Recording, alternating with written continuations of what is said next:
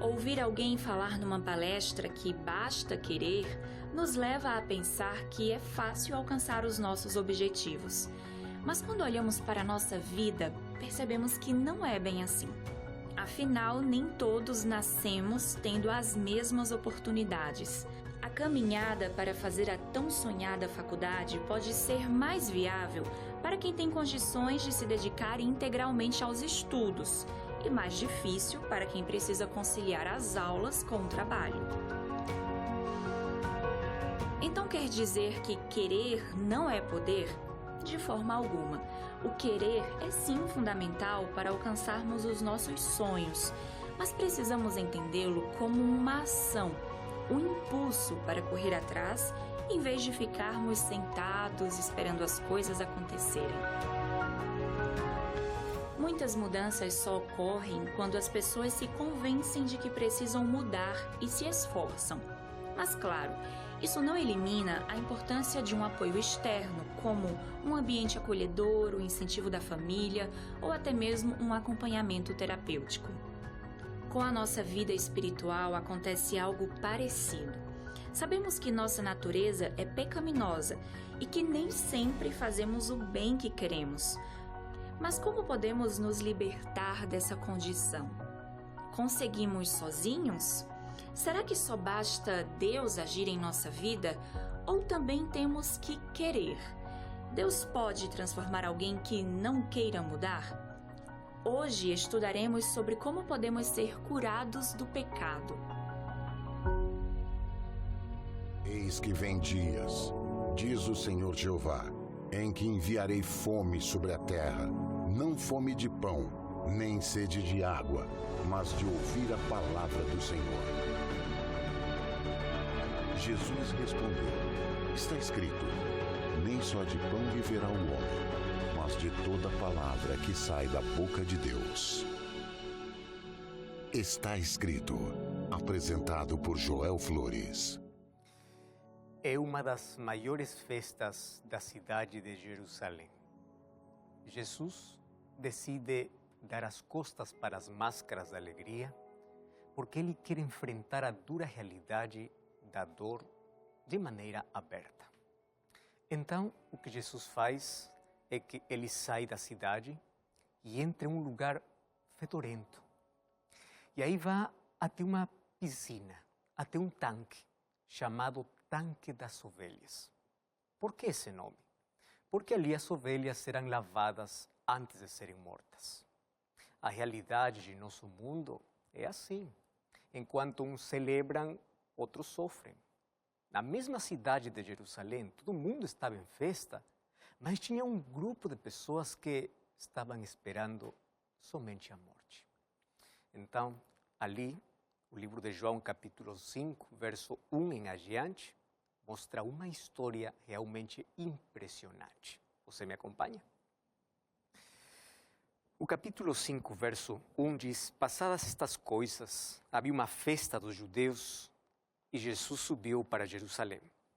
Ora, existe ali, junto à porta das ovelhas, um tanque chamado em hebraico Betesda, o qual tem 5 pavilhões. Nesta jazia uma multidão de enfermos, cegos, coxos, paralíticos, esperando que se movesse água, porquanto um anjo descia em certo tempo agitando as águas, e o primeiro que entrava no tanque, uma vez agitada a água, sarava de qualquer doença que tivesse. Estava ali um homem enfermo, e havia já 38 anos. Jesus, vendo deitado, sabendo que estava assim há muito tempo, perguntou-lhe, queres ser curado? Respondeu-lhe o enfermo, Senhor, não tenho ninguém que me ponha no tanque quando a água é agitada, pois enquanto eu vou, desce outro antes de mim. Então lhe disse Jesus, levanta-te, toma o teu leito e anda. Imediatamente, o homem se viu curado, tomando o leito, pôs-se a andar. E aquele dia era sábado. Sabe que na entrada de Jerusalém havia um tanque, ou uma piscina, que esta não era uma piscina como a piscina dos ricos. nem era o lugar onde os jovens atletas vão para nadar. Aquele lugar está cheio de enfermos. A Bíblia fala que tem 5 portas esse lugar por onde entram pessoas desesperadas, quase sem esperança. Mas tem um lindo nome, Betesda. Você sabe o que significa? Betesda significa Casa de Misericórdia. Então, esse lugar é como um hospital, porque tem muitos pacientes, mas não há um médico, não tem sala de espera para abrir uma consulta. Somente tem uma lenda, uma crença. Diz que um anjo desce de vez em quando para mexer a água e o primeiro doente a mergulhar na água removida vai ficar curado da sua doença. Mas você sabia que isso era apenas uma crença absurda? Isso não era uma realidade. Mas ali estão os gravemente enfermos, estão os prostrados, sem forças, aqueles que são incapazes de se mover, aqueles que têm dificuldade de andar, aqueles que não podem ver, aqueles que têm uma doença incurável. Naturalmente, os enfermos que são capazes de correr mergulham na água antes dos fracos. Tem algumas pessoas ali que contam com a ajuda de seus familiares, enquanto tem outras pessoas que não têm ninguém ao lado do enfermo para que os cuide. Nesse tanque, nessa piscina, acontece o que acontece todos os dias no mundo. Você sabe que os enfermos com pequenas doenças e bem cuidados podem se curar, enquanto os gravemente enfermos, que não têm assistência, pioram cada dia de suas doenças e acabam morrendo.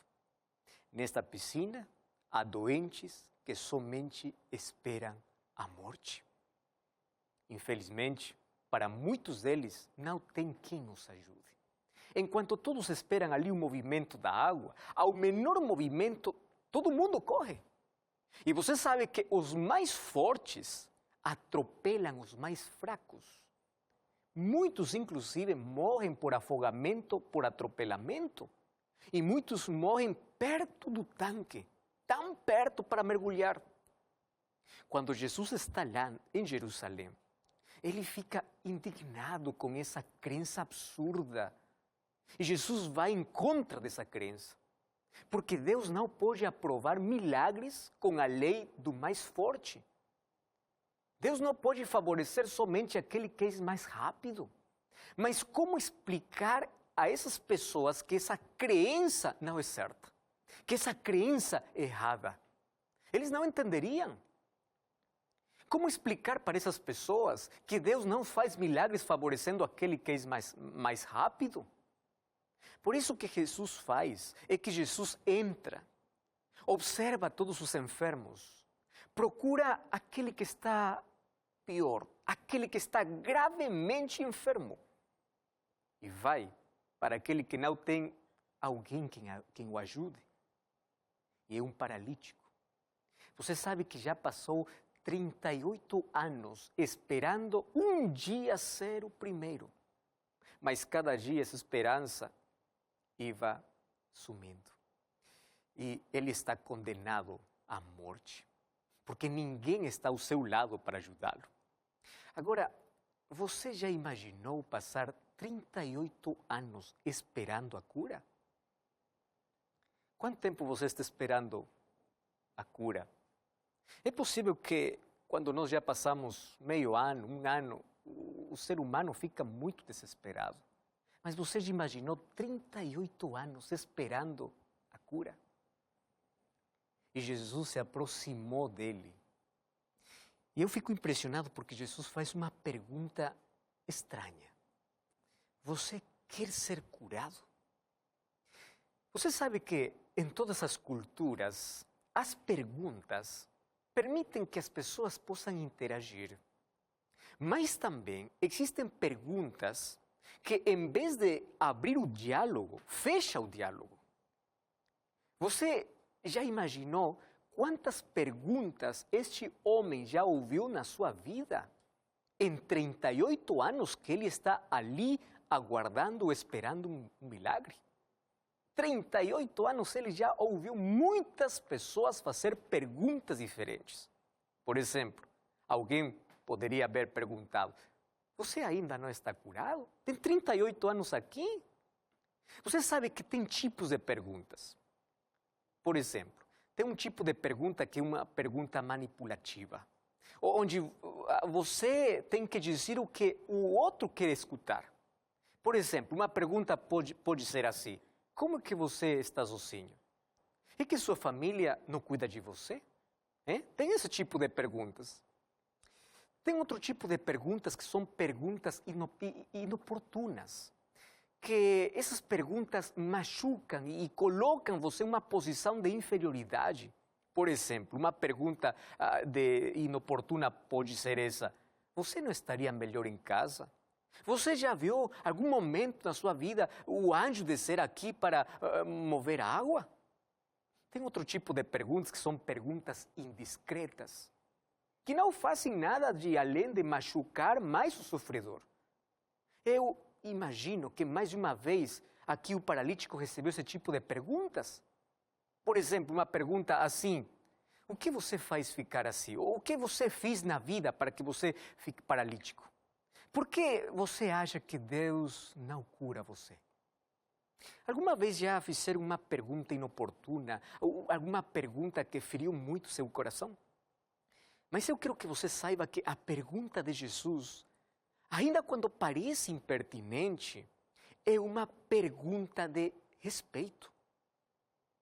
E por que uma pergunta de respeito? Porque Jesus não chega para impor, ele não quer impor. Jesus respeita sua liberdade. Ele pede sua permissão porque sabe que sua intervenção pode interferir em suas convicções, pode desafiar seus preconceitos. E o paralítico entende muito bem a pergunta de Jesus, mas ele não responde à pergunta, porque ele sabe que a pergunta é muito comprometida, mesmo quando parece que não faz sentido. Então, o que faz o paralítico é simplesmente fazer o que ele acostuma fazer. E que coisa ele acostuma? Reclamar e lamentar. E sabe qual foi a resposta? A resposta do paralítico para Jesus não é: eu quero ser curado. A resposta era: olha, o que mais me dói é que eu estou só. Eu estou aqui sozinho. Eu não tenho ninguém. Eu sofro mais de solidão do que a doença. Você não acha que é o caso de muitos pacientes hoje? De muitas pessoas enfermas? Seu infortúnio se tornou no centro da sua vida. E que coisa consegue? Consegue um estado de autopiedade. Nos 38 anos, este homem foi perdendo a vontade de querer. Ele não sabe mais o que quer. Tudo o que sabe é que ele se sente abandonado. E a situação crônica de lamento por sua desgraça paralisou até mesmo sua capacidade de pensar. Esse paralítico tem seu espírito paralisado. Não somente seu corpo, tem seu espírito paralisado. Então Jesus tenta com sua estranha pergunta provocar uma reação. Jesus quer estimular sua vontade paralisada. Jesus quer acender em seu vazio mental uma centelha de fé. E por isso que a pergunta de Jesus, ainda quando o paralítico compreendeu, ainda quando ele entendeu, a pergunta de Jesus fica sem resposta. Mas por que Jesus tem que primeiro fazer uma pergunta como essa para um enfermo? Ou acaso não todos os enfermos querem ser curados? E sabe que a resposta é: nem sempre. Nem sempre. É ali onde a pergunta de Jesus não é superficial. A pergunta de Jesus é uma pergunta muito inteligente. E eu vou explicar por quê. Porque Jesus sabe que nem todos os enfermos querem realmente ser curados. Jesus sabe que nem todos os que temos problemas realmente queremos ser livres dos problemas. Você sabe qual é a triste realidade? A triste realidade e a verdade é que muitas vezes não estamos dispostos a fazer o esforço necessário para resolver nossas dificuldades, porque pode ser doloroso. Por exemplo, queremos nos libertar das consequências de nossos males, mas não queremos apagar ou acabar com as causas de nossos males. Tem muitas pessoas que querem se livrar das consequências do tabaco, mas eles não querem parar de fumar. Tem muitas pessoas que querem se livrar dos seus problemas, mas os problemas às vezes são consequências dos seus maus hábitos. Mas as pessoas querem se livrar das consequências, mas não querem cortar, largar ali os maus hábitos. Não quer abandonar as coisas que causam aquelas consequências. Você sabe que muitos dos nossos problemas são resolvidos quando, em vez de culpar aos outros, ou esperar que as outras pessoas mudem, nós começamos a mudar. Você sabe que existem pessoas que vivem acorrentados à escravidão, da qual, às vezes, tem estranhas satisfações? Tem uns especialistas que chamam isso de benefícios secundários. Eu vou explicar em que coisa é isso. Tem pessoas que, não importa quão dolorosa seja a situação que eles estão passando, mas ele não quer que essa situação possa ser resolvida. Por quê? Porque tem muitas pessoas que pensam assim: se meu problema é resolvido, então ninguém vai se preocupar por mim. Tem muitas pessoas que usam a desgraça da sua vida, o infortúnio da sua vida, para chamar a atenção das outras pessoas. Eu conheci uma pessoa que não queria ser curado porque tinha medo de trabalhar. Ele dizia assim: enquanto eu esteja doente, enquanto eu esteja enfermo, todo mundo vai ter compaixão de mim, vai me dar dinheiro, mas quando eu ser curado, ninguém mais vai dar o que agora recebo. Então, a pergunta de Jesus é muito inteligente. A pergunta de Jesus é: eu estou disposto para fazer um milagre na sua vida, mas realmente você quer? Porque se você quiser, eu posso fazer. Mas que coisa significa que eu possa querer? Eu tenho que fazer a minha parte. Eu tenho que abandonar aquilo que realmente causa o sofrimento. E Jesus sabe que esse paralítico, além de sofrer por muito tempo, hoje também tem muitas vítimas crônicas que tendem a perder não somente a esperança, mas também o desejo de cura. Essa era a situação do paralítico. Ele também perdeu o desejo de ser curado. Mas por isso Jesus, com muito respeito, está perto dele e diz: você realmente quer ser curado? Você sabe que todos nós, em algum momento de nossa vida, assim como o paralítico, temos que ser confrontados com a dura verdade de nossos bloqueios, de nossa incapacidade de seguir em frente porque estamos paralisados, porque estamos bloqueados por nossos fracassos pessoais, por nossas frustrações sentimentais, por nossos medos, por nossos mecanismos de defesa. Estamos decepcionados de nós, deprimidos por nossa incapacidade de sair do poço em que entramos. Às vezes estamos envenenados por nosso próprio veneno de rancor, inveja, ódio. Somos vítimas e somos ao mesmo tempo culpados de nossos maus hábitos ou de nossos relacionamentos tóxicos. Talvez como o paralítico, você sinta a vontade de se libertar, mas você não sabe como, porque você acha que tudo isso é impossível. Muitas vezes você tentou mudar a sua vida, você sente que não pode avançar, você tem paralisia na sua vida. Então você diz: que coisa acontece com minha vida? Não consigo, já tentei, já lutei, já chorei, já fiz de tudo. Sabe que tem situações na vida em que a gente não consegue resolver os problemas sozinho. E aí, a decisão mais acertada, sabe qual é? É aceitar a ajuda daquele que pode nos ajudar. E você sabe quem pode ajudar para qualquer situação de nossa vida? Deus. Deus tem um remédio que seu coração precisa. Você está precisando não de um melhor emprego. Você está precisando de Deus na sua vida. Você não está precisando mais dinheiro. Você está precisando que sua vida tenha sentido. Então, você pode hoje experimentar na sua vida o poder de Deus. Mas Deus não pode te curar a menos que você não mostre a ferida. A menos que você diga, Deus, aqui eu estou, por favor me ajuda. Jesus sabe que este homem precisa sair dessa situação. Mas também Jesus sabe que este homem não tem nem força de vontade. E agora, que coisa Jesus vai fazer? Como Jesus vai ajudar uma pessoa assim, que leva 38 anos, onde já perdeu até o desejo de ser curado? Você sabe que é impressionante o que Jesus faz. Jesus não lhe diz, olha filho, vamos, eu vou te ajudar.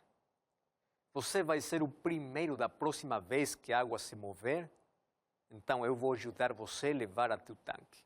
Não. Jesus simplesmente lhe diz, levanta-te e sai daqui.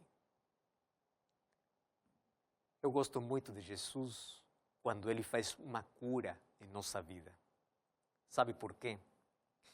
Porque o primeiro que Jesus faz é quebrar a tradição, quebrar as suas crenças absurdas da vida. Jesus, o primeiro que fez com esse paralítico é quebrar a tradição de que um anjo vem para mover a água. Jesus, o primeiro que quer é que você não coloque sua fé no movimento da água, mas que você coloque sua fé no Criador da água. Muitas vezes nossa esperança e nossa confiança está no lugar errado. Tem muitas pessoas que mais confiam no movimento das estrelas que no Criador das estrelas. Tem muitas pessoas que mais acreditam que o futuro está revelado em outras coisas mais que na palavra de Deus. Então, o primeiro que Jesus faz é transformar o seu interior, o seu coração. A primeira coisa que ele faz é tirar você das suas crenças absurdas, daquilo que mantém paralisado sua vida. Aquilo que tem amarrado a você. Por isso que aqui parece que a ordem de Jesus parece cruel. Como que Jesus fala para um inválido, levanta-te, toma teu leito e anda, sai daqui, caminha. Mas sabe uma coisa? Eu quero que você lembre o seguinte. Quando Jesus dá uma ordem para você, Ele também dá o poder. Ele também dá força para cumprir suas ordens. Mas você tem que acreditar. E eu fico impressionado porque aqui a palavra de Deus diz que o paralítico acreditou na palavra de Deus. Acreditou em Jesus. Ainda sem conhecer Ele completamente. Ele acreditou na palavra de Jesus. A ordem foi, levante-se e ande. Você está aqui. Você ficou aqui 38 anos. Levanta-te, levante-se. É a ordem de Deus também para você. Rodrigo, José, Ana, Miriam, Rosa, Alexandre. Deus vai te devolver tudo. Mas você tem que se levantar. Deus vai te devolver a dignidade que você perdeu. Mas você tem que sair do lugar que te mantinha amarrado. Você tem que abandonar esse vício. Você tem que abandonar aquelas coisas que amarram sua vida. E aqui o paralítico tem que exercer fé. Ele tem que acreditar. Porque quando você faz o que lhe é possível, Deus fará o que é impossível. Você sabe que o paralítico tem que lutar com suas crenças, com suas dúvidas. Mas ele decide obedecer. Mesmo quando não faz sentido a ordem de Jesus, ele acredita. Mesmo quando ele não sinta que suas pernas reagem, ele acredita, ele se levanta. E ele descobre, quando ele tem fé, que ele é livre, ele está curado. E agora eu vou dizer uma coisa muito importante para você. Se a fé consiste em acreditar no que não vemos, a recompensa da fé é ver o que parecia impossível. Então, por favor, acredite na palavra de Deus. Jesus diz para o paralítico: sai daqui, sai deste lugar, pega tu leito, vai, leva teu leito, porque esse leito vai te lembrar de onde você saiu para nunca mais voltar. Você sabe que coisa fez o paralítico? O verso 14 diz que Jesus o encontrou ali no templo e lhe diz: olha, já estás curado, não peques mais, para que não te suceda coisa pior. Jesus sai para encontrar este homem curado lá no templo. E ali Jesus lhe dá a última receita para não voltar mais à sua vida anterior, para não ter uma recaída. E Jesus lhe diz: filho, agora que você está curado, não peques mais, para que não te aconteça coisa pior. Depois de uma grande milagre, você pode voltar à mesma coisa do qual você foi livre? Deus quer uma transformação definitiva, mas Ele precisa de cooperação. Lembre uma coisa, Ele não vai fazer o que você tem que fazer. Jesus vai fazer o que você não pode fazer, então você tem que cortar aquilo que te leva ao pecado, aquilo que te leva longe de Deus. Não peques mais. O tempo passou, o tanque ainda está lá, mas hoje tem muitas pessoas paralisadas espiritualmente. Hoje muitas pessoas continuam acreditando em outras coisas, menos na palavra de Deus. Mas a ordem de Jesus é: levante-se, acredite no poder de Deus. E quando Jesus faz um milagre na sua vida, por favor, não volte mais para o lugar de onde Deus tirou. Você quer conhecer mais de Jesus? Você quer hoje tomar seu leito? Você quer sair do seu lugar onde você está amarrado, das suas crenças? Acredite, Jesus hoje pode fazer esse milagre na sua vida. Eu quero orar com você. Pai querido, muito obrigado, porque na Tua palavra encontramos o remédio para o nosso problema. Nós reconhecemos que temos paralisia espiritual. Estamos paralisados na vida, o pecado nos amarra. Mas hoje queremos ser libertados por Jesus Cristo. Hoje acreditamos por meio da fé na Tua palavra. Hoje queremos sair desse lugar de pecado, queremos abandonar tudo aquilo que nos leva longe de Jesus. Hoje queremos começar um relacionamento através do estudo da palavra, através da oração. Queremos adorar lá no templo, queremos entregar nossa vida, queremos ser filhos livres, filhos Teus, não mais escravos do pecado. Queremos ser libertos em Jesus Cristo. Toma o nosso coração, aceita a nossa entrega, faz um milagre. Em nome de Jesus. Amém. Amém. Que Deus te abençoe. Convido você a buscar uma igreja adventista do sétimo dia. Lembre, está escrito: não só de pão viverá o homem, mas de toda palavra que procede da boca de Deus.